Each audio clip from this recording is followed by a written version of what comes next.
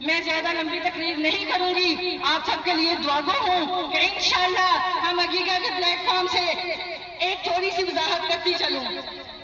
آج بھی کچھ لوگوں کو بیٹھ کے بات سنیں، اسکولوں کو، اداروں کو جو لوگ آ رہے تھے، ایک فیک میسج چلا دیا گیا کہ احتجاج مؤخر ہو گیا۔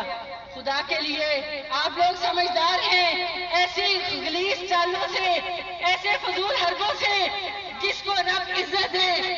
آپ سب دیکھیے کہ ساری دنیا مل کے کسی کو عزت دینا چاہے تو نہیں دے سکتی۔ وَتُعِزُّ مَن تَشَاءُ، ہمیں یہاں پہ مجھے کام بتائیں، اللہ کریم نے جب کرے